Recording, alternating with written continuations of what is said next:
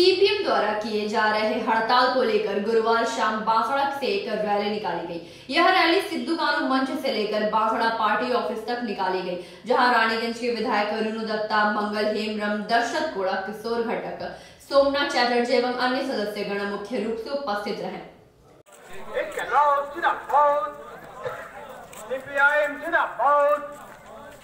गरीब खेटेगांव মানুষের স্বার্থে লাইহান্ডা লড়ছে লড়বে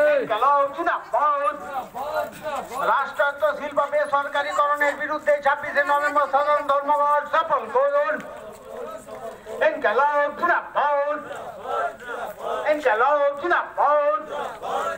রাষ্ট্রায়ত্ত শিল্প বন্ধ করার বিরুদ্ধে আগামী 26শে নভেম্বর সাধারণ ধর্মঘট।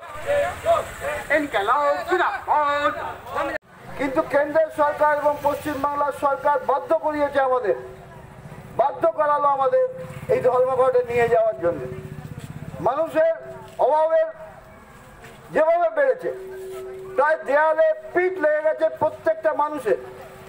যারা রোজগার করছে না, যারা বেশিরভাগ মানুষ রোজগার করছে না, কয়েকজন মুষ্টিমেয় কিছু কোলিয়ারি শ্রমিক ছাড়া, সরকারি কর্মচারী ছাড়া বাদবাকি সবাই হচ্ছে কাজ চলে গেছে এবং হচ্ছে রোজগার বন্ধ হয়ে গেছে।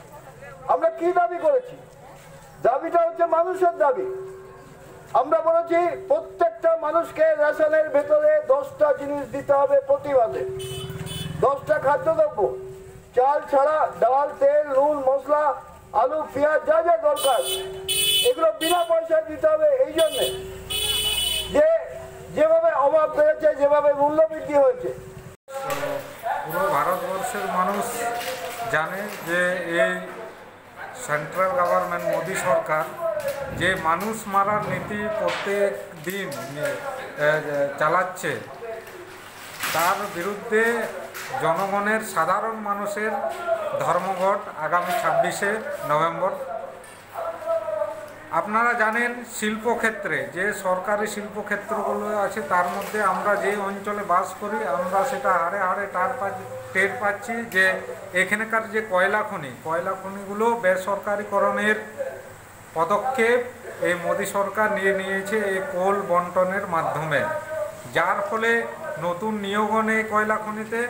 আর যারা কাজ করছে তাদেরও ভবিষ্যৎ এখন প্রায় অন্ধকারের দিকে ঠেলে দেওয়া হচ্ছে। যে কোনো মুহূর্তে আমরা যেমন সকালে উঠে যাব যে শুনতে পাবো যে পুরোটা কোল ইন্ডিয়া পুরোটাই বেসরকারিকরণে চলে গেছে।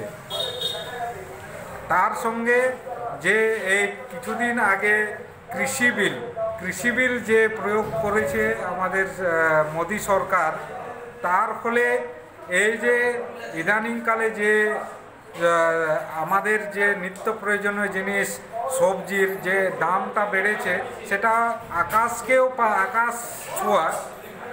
আজকে আলু আমাদেরকে কিনতে হচ্ছে 40 টাকা, পেঁয়াজ প্রায় 100 চলে গেছে, আর অন্যান্য সবজিরও যা দাম যে সাধারণ মানুষের কেনার ক্ষমতা আর থাকছে না। আর এর মধ্যে আপনারা সকলে জানেন যে কোভিড-19-এর ফলে মানুষের অনেকের কাজ চলে গেছে। সেই সময়ে এই মোদি সরকার একটা মানুষ মারার নীতি প্রয়োগ করে পুরো যত না আমাদের কোভিড-19 করোনার মাধ্যমে মারা যাবে, তার থেকে বেশি অনাহারে মানুষ মারা যাবে। এর সমর্থনে আমাদের আগামী 26শে নভেম্বর বন্ধ। रानीगंज से सम्राट दास की रिपोर्ट, पीवी न्यूज़।